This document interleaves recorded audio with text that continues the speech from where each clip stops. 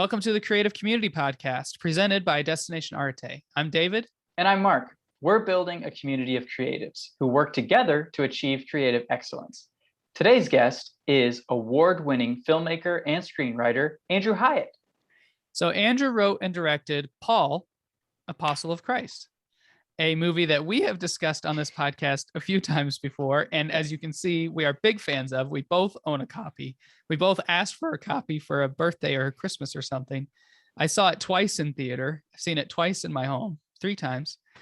Anyways, Andrew directed this film, wrote it, and it's how we got introduced to him. And most of this discussion is about that. He is currently involved with Kiro Films, a group of filmmakers seeking to portray truth and beauty in the stories that they tell.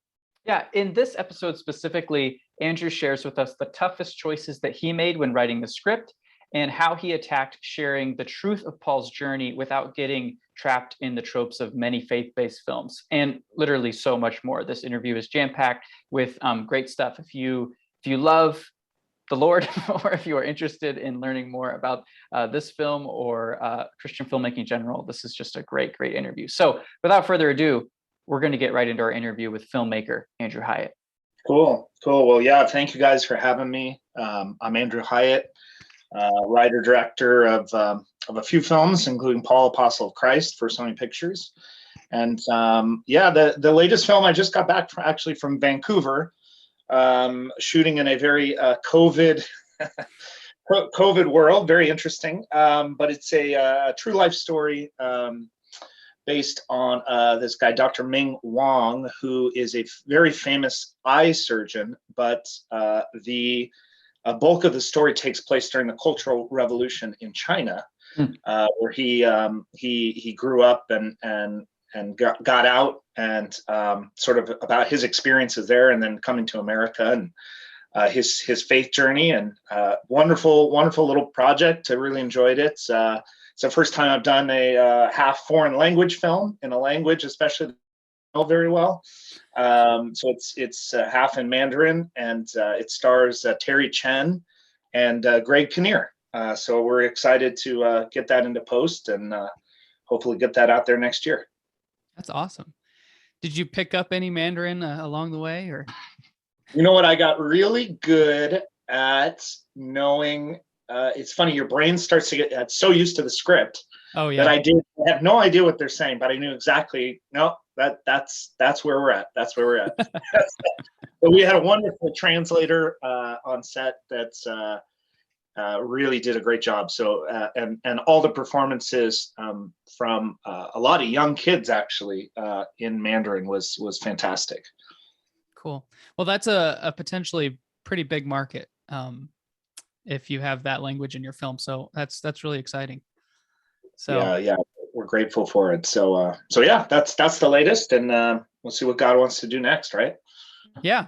Awesome. Well, you mentioned Paul, Apostle of Christ, and we specifically are most familiar with that. I've seen a part of another one of your films, but we wanted to ask you, just starting out, like, what was the toughest choice that you had to make when you were writing the script for this movie, Paul, Apostle of Christ?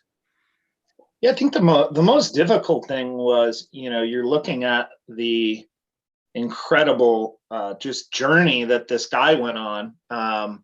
And I mean, really it felt like he lived, 10 lifetimes in one. Mm-hmm. And so when you start thinking, okay, we have about 2 hours to communicate this incredible journey, I think, it's so quickly became apparent that there's no way we can tell the whole story. It's just impossible. If you had maybe a 6-part limited series or something like that, totally. But in the 2 hours, so I think the most difficult or the most discernment we had to do was just figure out what the heck part of the story are we even going to focus on. And but as these things happen, and we prayed about it and sort of discerned that, and it was cool to kind of really land on this concept of, well, let's take Paul at the end of his life, those last kind of few weeks or months or whatever you want to call it, and give ourselves the ability to kind of showcase some moments of his life that speak into the current storyline. But what I loved is it kind of, in a way, it allows you to really take all the years of experience and the journey that he was on, and then really encapsulate it into this, okay, here he is at the end. This is sort of the man he became, right?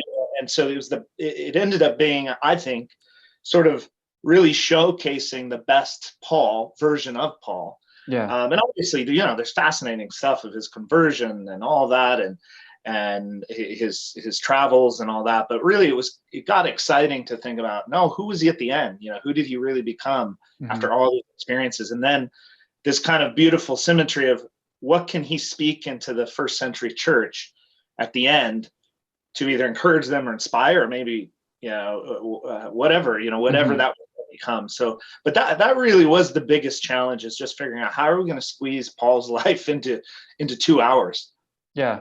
That's so cool. I love that you guys got to focus on that part of his life, because the characters in the story and us as the audience, you think the Apostle Paul, and then you see him, and we're seeing him as this quote unquote finished product, this man at the end of his life, of this incredible life, and his body is just gone. Like it's just so broken down. And even the jailer is like, who's this guy that's challenging Rome, that's causing all this uproar? And it's just this bald old man limping around, who can barely stand. And so it's just so cool to see that contrast, but then to just see how sharp his mind is, see how much he's still battling within himself. And I wanted to ask you, and I'm going to say spoiler alert for those that haven't seen it yet. I got the opportunity to share this with my friends at college, and everyone just really enjoyed it. It was a film that no one came away like feeling happy afterwards, but we were all like, we are so glad that we watched that together as a Bible study, because that was just a great bonding experience. But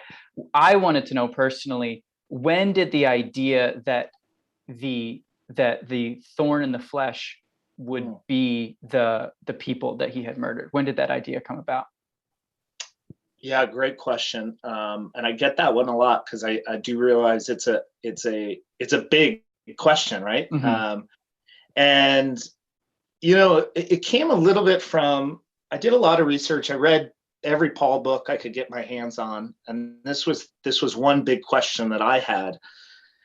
And all of this research, all these books, some were more dry academic stuff. Some were a little bit more, whether they were Bible studies or a little more flowery or something. But the hypothesis, or these ideas of what it could be, to me, after you kind of take Paul's life, a snapshot of it, and you kind of understand the man he was and what he did, and 10,000 miles or whatever it was on foot, and went to these dangerous places and met people that should have killed him or tried to kill him, and all these things.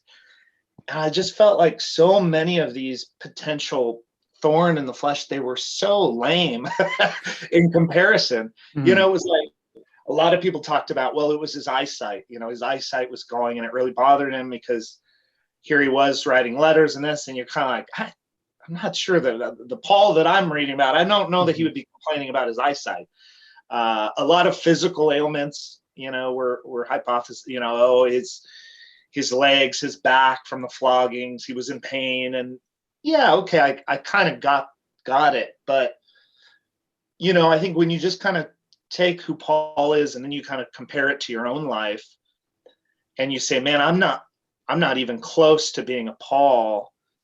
But really, if I was in his headspace, I don't think I'd complain about any physical stuff. I just don't think that's very human at that point, especially at the end of your life, when you're going to die, and you're looking forward to it, right? He knows where he's going. And so I think the more I just sort of tried to pray and understand him from a human perspective, and just understand the humanity, the layers of humanity, that to me just kept coming in prayer of like, man, like, we've all got a past, and we've all done things before we were saved, or at some point that we're not proud of, and it haunts us, and the devil loves to use that stuff against us. Hey, remember when you did this, or don't forget you're this way. And so it just felt so human, right? Of like, I mean, I have stuff in my past that I'm not proud of, that, before I was saved, that it's terrible stuff. And like, the devil uses that all the time. Of like, how could God love you? Look at your life. Look at who you are. Look at who you were. And so that just felt very organic, you know. Paul lived this very different life before he meets Jesus on the road. And it's so weird to me to just think, oh no, he doesn't think about that stuff anymore. It's just gone. Like, it's erased. It's fine. It's like, no, I mean, God erases the sin, but unfortunately we're still human and we have memories and we have, Yeah. you know, experiences and stuff. So that's really kind of the genesis of it, is it just felt, that to me spoke so much more of the humanity of Paul than any of the other things that I could find. So, you know, I know it's a bold choice to throw it out there, but I have been very moved by how that really moves other people, right? Yeah. To think about Paul in that way. Yeah, it is absolutely the like emotional fulcrum of the movie. It's the payoff at the end. It's beautiful, and I remember thinking that myself at some point, not that exact thought, but being like, Paul probably went to a church and there was someone sitting in the room that had like scars on their wrists from the chains that he had probably put them in, you know, or they had an uncle that was in prison right now, or had been like, he was, the churches that he was going to, he was interacting with people who knew the people or who were the people that he'd been persecuting. So I think it's absolutely plausible to think that he would be interacting with those memories kind of everywhere he went, or at least in that area that he did the persecuting in. So I love that choice in the film. Cool. This is a bit of a complicated question, but the idea of like nihilistic storytelling, which is basically just like everything is terrible and everyone's terrible and it's all worthless and it's all meaningless, can sometimes be very close to Christian storytelling, because the way we look at things, we're like, yeah, everything's terrible and everyone's terrible, but there's hope, you know. And so I just wanted to ask you about, you know, you kind of found an excellent way to make a movie about faith that, and didn't end up being cheesy. So kind of how were you able to break through that wall and make a film that isn't nihilistic? It isn't of like everything was just worthless, but it's not kind of all happy rosiness too. That's a great question.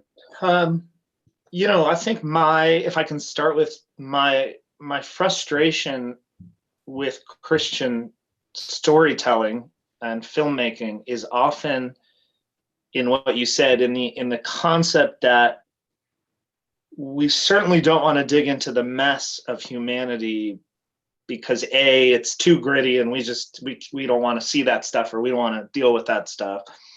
Or there's sort of the other sort of road that is like, well, if we show this bad stuff, people are going to go do it, which is like, they're doing it already. So, and then I just think that there's a lack of just digging through the layers of humanity that I think we're called to as storytellers. And when you ignore that part, I think that's where you do kind of get these cheesy, very surface level, you know, I love the Christian philosophy in filmmaking that once you say yes to Jesus, everything wraps up really nice in your life and gets tied up with a little nice bow and everything's perfect, which, as we know, is completely not true. And, you know, we're always going to struggle with our sin nature, and we're always going to struggle, even if we are saved, with just our humanity. And by the grace of God, we even come out of it, right? And so I think, you know, my call, or what I feel called and what I feel like we should be called to as Christian filmmakers, is being willing to kind of expose that sin nature and that real humanity. And I'm not saying you got to make rated R films and, you know, show anything and everything, but I do think, at least from a character development and a human perspective, they have to act like real human beings. And they have to struggle, and they have to suffer, and they have to not always be on the straight and narrow, because that's life. And so I think, you know, the first film I did sort of in this space was a film called Full of Grace. And I felt really called to explore biblical characters in a way that I hadn't really seen. Maybe Passion of the Christ a tiny bit, but even that, you know, was so Christ centric that it didn't really explore too much of any other biblical characters. And I just felt like I had never really seen an honest portrayal of these characters. You know, I'm just so used to, you know, you're walking to churches and you see these beautiful statues, and and you think of the saints and you're like, wow, I could never be like them. It's just, they're amazing. But then you actually read the Bible and you're like, actually, like, they're kind of screw up like all the time. Like, wow. And so I really wanted to kind of challenge that perspective. So that film really, it takes place over the last week of Mary's life. So you get a perspective of her as Jesus's mother and what she was going through, but it really dives into Peter and sort of explores Peter's struggles and his humanity. And I think once I saw the response from that people really say, wow, I loved it because it made Peter human. Mm-hmm. And then that was the challenge again for Paul, is just to say, okay, how do we make a quote unquote Christian film that doesn't feel like a Christian film? It just feels like a movie, feels like a real story. So I think also too, when you pull yourself out of the pressure of having to, message first, then content, which a lot of Christian, they say, okay, we got to make a movie about pornography, or we got to make a movie about depression, or we got to make, right? And then they're like, okay, let's think of a story that can kind of fit into that, and we'll tell that story. As opposed to, there's just incredible stories. You don't have to worry about that. They'll be, the message will be the message because it's the life, right? So with Paul, that was really, I just wanted to make, you look, wow, we have an incredible location. This is first century Rome with Emperor Nero, insane Emperor Nero. Okay. You take Christian out of the equation. That's already a fascinating story. You just say, okay, well, I'd watch that movie. And then I think the goal is to always look at Paul and Priscilla, Aquila, Luke, all those as just, let's just tell the real story, or how at least we understand the real story. And we'll trust that the Christian nature of it will just come out, because it's impossible not to. And I think then there was a real depth and just a more genuine experience of the Christian faith, right? Because it became about these two sort of, you had all the might of Rome, like you said at the beginning, up against this old man. And you're kind of like, okay, that's not a fair fight. Like, how does this work out? But then you're like, wait a minute, then these real truths start coming through, love and these things that we kind of say all the time, and we have them embroidered on pillows and on the signs in our house, but we don't really understand, I think, the weight of those and how, literally it changed an empire. That's pretty crazy. Like this old man and his truth of Jesus Christ, changed and then eventually ended one of the greatest empires of all time. And so I think when you kind of are more in that mindset, it evolves the faith into something so much deeper and so much more real. And I think that should happen anyway in our daily walk, right? But it's sometimes hard to take ourselves out of the church life and sort of, oh yeah, well, we're Christians, so we make faith movies. And it's like, no, we should just tell great stories and make great art and trust God will speak something beautiful through that to the world. Yeah, absolutely. I want to ask our third question now as a follow-up, because I think it plays really well. And then we have another question that we were going to ask as a follow-up that will slide into the third spot. But on that note, can you talk about the significance of having one or two characters change, only one or two, for just so our audience knows, Paul doesn't change from the time of the beginning of the movie to the time of the end of the movie. Luke doesn't change. It's not like he's not a Christian anymore. You didn't choose to have the jailer, kneel and accept Christ with the sun flowing down, and his whole family. Only Aquila really or Priscilla actually is the only one who really changes. And it's not like she changes from believing in God to not believing in God. And so many faith-based films think that they have to have that character that either doesn't believe in the existence of God or is doubting God, and then all of a sudden has this life or death moment and changes. So can you talk about the significance of that? I know you talked a little bit about telling the truth of the story, how it happened, but you could have taken any of those characters that you created, the young boy, the people in the town or in Priscilla and Aquila's house. You could have done anything you wanted to with that. Can you talk about the significance? Yeah, it's a great question. I think that, there's two parts to it for sure. I do think that sort of it is limiting in a way when you are trying to be so kind of spot on with scripture, so that, because it's a sensitive topic, right? It really is. And I appreciate that. You're going to have everyone go immediately to Acts start trying to find, okay, wait, you know, you said this, and you know, it's a crazy world out there when you start messing around with the Bible. I'll tell you that. but I think more so, you're right. I think that it felt forced. I think we did have an early draft where you know, we spent more time with the Cassius character, who's sort of the one that ends up, you know, not accepting the truth and kind of goes off and with the young guys, and they do their own thing. I also remember we had a draft at some point that did have Luke struggle a lot more with his faith in this. And I don't know, it's a great question, because I think that it just kept coming back to, you know, having this incredible palette of not only Acts, but then you start, you know, you're reading through Paul's letters, you're kind of understanding how all these characters met and sort of the journey that they've been on. And I think what it came down to was a lot of these characters have already been through that journey by the time we pick them up in our film. Yeah. You know, Luke obviously would have had a journey like that, because he was a Gentile, you know, he was a pagan Greek.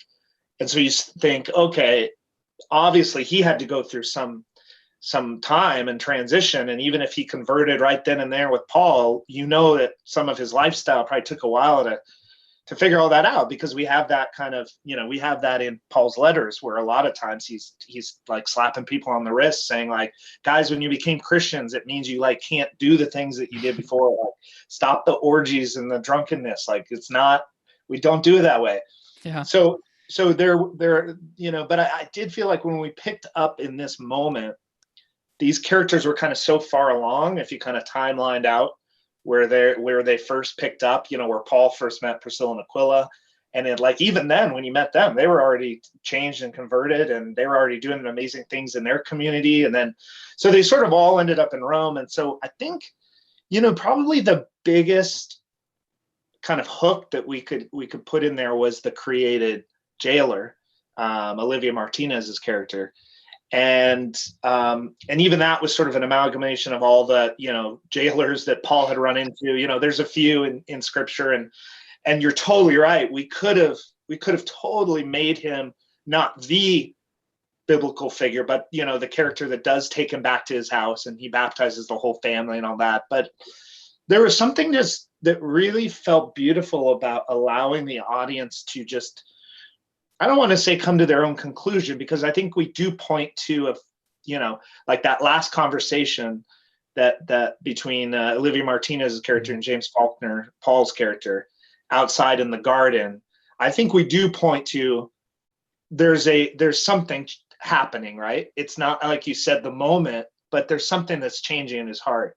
And I think it just felt more organic to me. I just love the idea of putting that to the audience of like, no, you're right. We didn't do an altar call in the third act, but, you know, look at sort of, take a step back and look at sort of the whole, you know, palette of the film, and you can see sort of, you know, Luke's decision, you know, was sort of a decision that challenges the audience, right? I think a lot of the decisions, you're totally right, they don't necessarily change the character in the film from a structural or narrative perspective, but I do think that they question the audience and us as believers. There's some tough stuff in there that I still wrestle with, you know. Mm-hmm. The idea of going to the man that sent all your brothers and sisters to their death because I have the skills to save his daughter, and I'm going to do that. We can say that, like, we can say that right in church. We can be like, yes, amen. Like, Mm-hmm. But when it comes to it, I think we each have to kind of process that in our own way. Mm-hmm. Of like, oh, wow, would I do that? Like honestly, would I go and not do that? I know I'm called to do it, but wow, that's like a whole different level of faith that I got to think about if I'm there. So I think there's a lot of that in there. Or when, you know, Priscilla and Aquila deciding whether to stay or to go, whether to leave Rome because of the persecution and what's happening, to go somewhere else to probably do more good.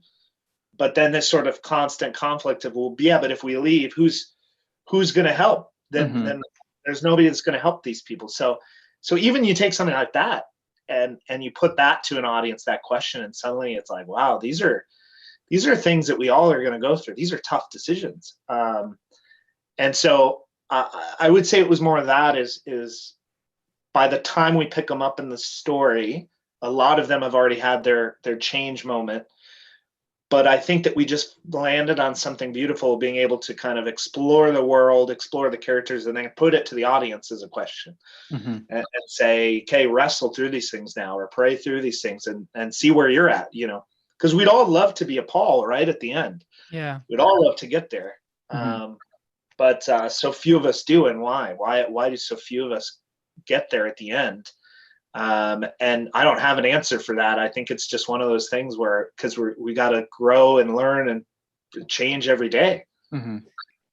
Well, and you managed to save everyone's faith moment till the last seconds of the movie. Like Luke has to go forward with a church age without Paul, and Priscilla and Aquila have to leave behind people they care about to go to an unknown place. And Paul has to step up and put his faith in Christ to say that when my head comes off, like I believe like what I've believed my whole life. And even the jailer has to say in a measure of faith, like what I do is what works for me and not what you're telling me. And so normally, it's the climax of the movie that there's this faith moment. And then we have this exposition at the end where grandpa, tells a story or something. And somehow you managed to save it till like the very last second of the movie. And we only see the realization of Paul's faith. We don't see everyone else's. We know, as people who have read the Bible, we know what their end is, but someone who maybe isn't as familiar with the story might not be as, willing to accept that this is what their fate is. So that's not so much of a question as it is just, I think that somehow putting that trying of their faith at the very last 30 seconds was so much more impactful. I don't know if you've thought about that at all, or if you have anything to say about that. I knew from the very, very beginning that I had this idea of wanting to end with the letter to Timothy, but I just didn't know how that would kind of work. And obviously, you can't use the whole letter; that'd be the whole movie, because it's plenty long. So I knew I wanted to do that. So I think just from a filmmaking kind of cinematic perspective, it ended up working out that way, because being able to use the voiceover of the letter really expedited a lot of those storylines, right? So then, because then I'm like, I probably had 2 or 3 scenes written in there about, I think there was even one version where Priscilla and Aquila show up and they meet with Timothy and they give him the letter. And it was like, but it just, the more and more it kind of honed in, right? It just felt like, no, like this is a beautiful, cinematic ending. We get Paul's voiceover, like it's James Faulkner too, like, gosh, put in another 2 lines so you can just enjoy it, and then, and then, and then it kind of, it was like, wow, okay, well, we only have this amount of time. Okay, so let's do a shot of, them leaving the city. Let's get, the family, the last little image of the family, the Roman family, is just gonna, okay, let's just do a quick little beautiful Terrence Malick kind of thing where they're all happy and smiling, so that we suggest to the audience like, hey, maybe they did convert, they seem to be back together and happy, or maybe not, maybe it's just, but so it's funny how that you start looking at like, okay, wow, we only have about 45 seconds here. How do we kind of wrap everything up? And I agree with you. I think at the end you're kind of like, no, like I didn't need anything else. That was great. Yeah. That's awesome. I love that idea of having the characters almost all so resolute in the way that they're going to deal with truth, whether it be accepted or rejected, and obviously they're wrestling with it, but they are all so kind of resolute in what they're going to do with truth. It almost just, it's like a pinball machine where it just bounces the question just back at you and says, what are you going to do with truth? We've seen what this person's going to do. Boom, we're just going to bounce it right back to you. So I think that's a powerful technique, and it's a technique I would love to see in more cinema. That's awesome. So I'm a big fan of just asking the question. I think there's some filmmakers, Christian filmmakers, that are really good at presenting the gospel and really kind of, in the way that I guess you would say evangelistic, right? Real evangelism. There are some that are really good at that, and I think that's an amazing gift, and I applaud that. I actually don't. That's just not. I wouldn't know how to write that. I wouldn't know how to write that scene without it being, as you said earlier, really cheesy and really bad. And so, I'm more of a believer that, I think there's church films, which are great, and they teach and they do that. I'm more interested in, I think, films that draw an audience in that they're not interested in church. In fact, if you start with Jesus, they're going to say, no, whoa, I'm not, I don't do that. But the invitation to come in and experience a human journey and a human experience, I think allows you to ask a question. And I think that sometimes asking the question is all you really have to do. Like you said, there are big questions that don't necessarily get immediately to, let me talk to you about Jesus, which you'll get there. But what's those first questions? I think I'm much more interested in those. What are those big questions that what happens when we die? Because we're all going to die. Every single one of us. It's the human experience. And what happens? And I feel like even that question has to make someone start to go, and even if they want to say, well, there's nothing at the end of this. It's just, it at least allows you the opportunity to go, wow, that stinks. Yeah, I hope that's not true. And you say, wow, well, what if there was something better? Or, so I think that there's these big questions, and I think it's our job. I think, one of my favorite filmmakers is Andrei Tarkovsky. I think he's a genius. He is my favorite filmmaker. I think his films, even though he didn't make a lot of them, I think that that's what they do. They sort of penetrate this spiritual experience and journey in a way that you would never be like, oh, that's a Christian faith film. But yet he's asking the biggest questions of life, right? Is there a God? How do we interact with this God? And again, what happens in death and so I love that stuff. And I think that if more Christian filmmakers felt, I think, free to start there, don't overwhelm yourself thinking, oh my gosh, how do I preach the gospel to the world and get Jesus in there and get the baptism in there, and I got to get the altar call in there, and instead of like, you may be called to just ask one question, and you don't know who's going to be invited into that, and that's going to start a conversation. And I think that, to me, is the human experience of evangelizing, right? Like, how many times have you had one conversation with someone? I know Paul was really good at it and those guys, but like, how many times have you had just one conversation and someone was like, I'm in, like, this is amazing. Like, it's like, no, it's a relationship, and it takes time and many conversations and arguments, or hey, let's read some books together, or hey, like, you're not ready yet. I get it, but I'm going to keep talking to you about asking questions. So I think that's a film like Paul, and I hope all of my films, it's the start of a conversation, hopefully. Wow. Well, Andrew, thank you so much. Where can people follow you in future films and things like that? Yeah, I appreciate that. I have a film production company, Kiro Films. It's a CHIRHO films.com. That's usually where we try to keep things updated on what we're working on, and different projects and documentaries and all those features. And, I think I am on Instagram, but I have to be honest, I have completely dropped the ball during COVID. I can't remember when I last posted. So, I mean, you can sure as heck follow me, go for it, but you're going to be real disappointed when I don't put much on there. And so I think it's Andrew Hyatt 07.